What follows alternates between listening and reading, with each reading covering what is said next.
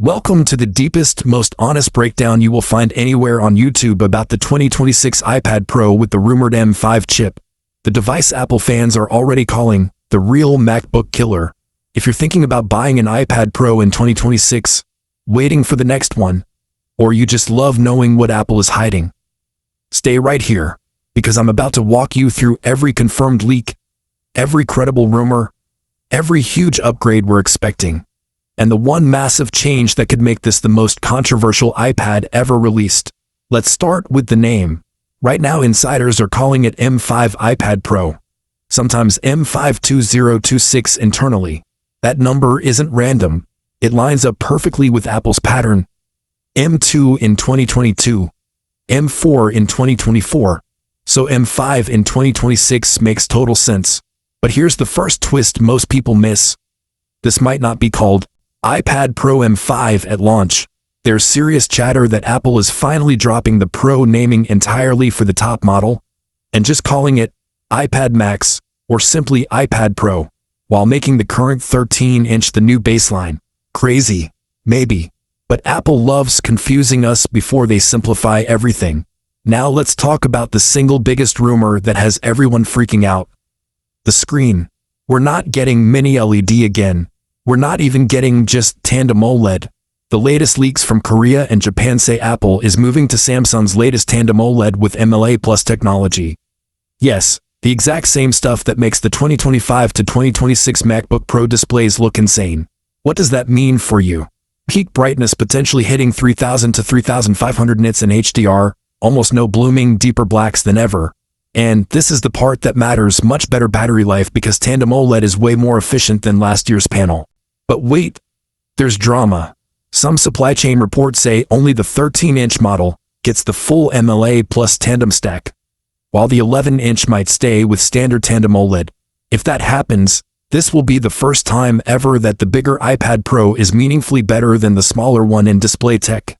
People are going to lose their minds in comment sections if that turns out to be true. Design-wise, don't expect a revolution. The flat edges, the ultra-thin 5.1mm chassis on the 13-inch, that's probably staying. But Apple is rumored to shave another 0.3 to 0.5mm off, bringing the 13-inch potentially under 5mm for the first time ever. That sounds small, until you hold last year's model next to it. It's the kind of difference you feel immediately. Weight should drop to around 560 to 570 grams on the big one. Basically MacBook Air territory in hand feel. Now the part everyone really cares about. The M5 chip. Look, the M4 already embarrassed every Android tablet and most laptops in single-core performance. The M5 is expected to bring another 20 to 25% single-core jump and close to 35 to 40% multi-core improvement thanks to higher clock speeds, better power efficiency, and a beefed-up neural engine. Possibly 40 tops or more. Why does that matter? Because Apple Intelligence features that feel gimmicky on M4 iPads are going to feel native and instant on M5. Real-time video object removal in Final Cut, on-device 4K video generation, advanced on-screen handwriting to text that actually understands your terrible handwriting. All of it. Gaming? The rumors are wild. Hardware-accelerated ray tracing is already on M4. M5 supposedly doubles the ray tracing performance again.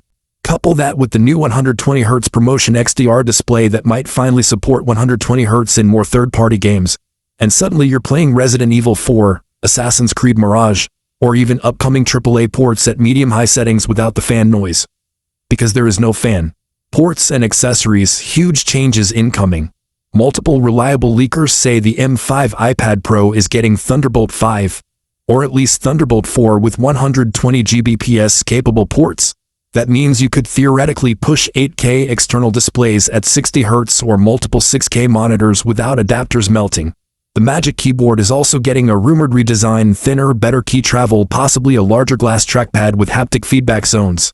And get this, a dedicated function row like the MacBook Pro. If that happens, the iPad can't replace my laptop argument dies forever for a lot of people. Cameras?